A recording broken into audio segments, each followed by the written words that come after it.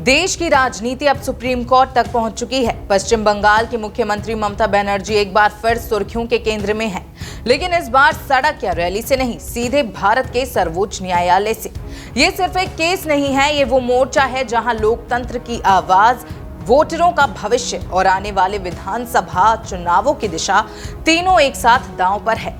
Supreme court में जो हुआ वो महज कानूनी बहस नहीं थी, वो था जनता के डर, न्याय की उम्मीद और राजनीतिक संकल्पों का आमना सामना।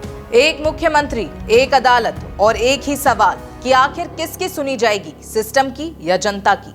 देखिए खास रिपोर्ट। देश की राजनीति की सबसे बड़ी अदालत और उसके अंदर एक ऐसा दृश्य जो इतिहास बन गया। पश्चिम बंगाल की मुख्यमंत्री ममता बनर्जी सीधे भारत के सर्वोच्च न्यायालय में अपने लोगों की आवाज बनकर नजर आईं। बंगाल में विधानसभा चुनाव नजदीक हैं और इससे पहले एसआईआर यानी स्पेशल इंटेंसिव रिवीजन देश की राजनीति का सबसे बड़ा मुद्दा बन चुका है। इसी विवाद ने बुधवार को सुप्रीम कोर्ट का दरवाजा खटखटाया।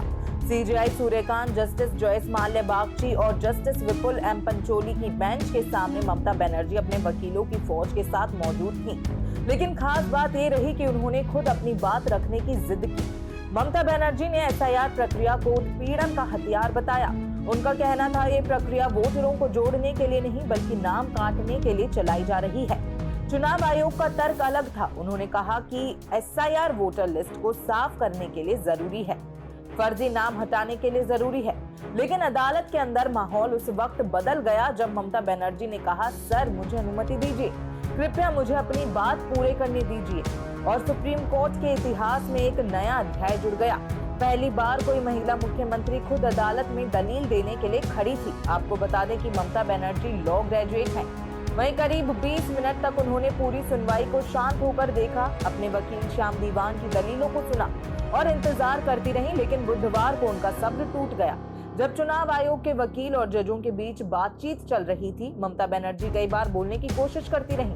आखिरकार उन्होंने साफ शब्दों में कहा, जो काम 2 साल में होता है उसे 3 महीने में क्यों किया जा रहा है। ममता ने आरोप लगाया कि शादी के बाद ससुराल जाने वाली बेटियों के नाम मतदाता सूची से हटाए जा रहे हैं।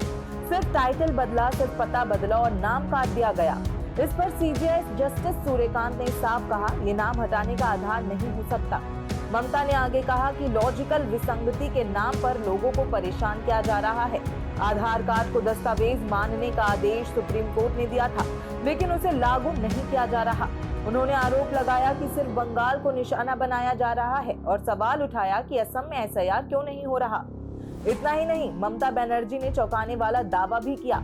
उन्होंने कहा कि एसआईआर प्रक्रिया के दबाव में 100 से ज्यादा बीएलओज की मौत हो चुकी है। कई लोग अस्पताल में भर्ती हैं। जब चुनाव आयोग के वकील ने बीच में टोकने की कोशिश की तो सीजेआई ने साफ कहा, मैम इतनी दूर से अपनी बात रखने आई हैं। हालांकि आधार कार्ड को लेकर सुप्रीम कोर्ट ने यह भी साफ किया कि इस मुद्दे पर पहले ही लंबी बहस हो चुकी है और फैसला सुरक्षित है। यानी सुप्रीम कोर्ट में जो हुआ वो सिर्फ एक कानूनी सुनवाई नहीं थी, ये लोकतंत्र, वोटर और सत्ता के बीच एक बड़ा टकराव था। अब सबकी निगाहें सुप्रीम कोर्ट के फैसले पर टिकी हैं, क्योंकि यही फैसला तय करेगा कि चुनाव से पहले वोटर की आवाज कितनी सुरक्षित है। हम आपके लिए इस मामले से जुड़ी हर अपडेट लाते रहेंगे। तब तक के लिए देखते रहें भारत अपडेट। नमस्कार।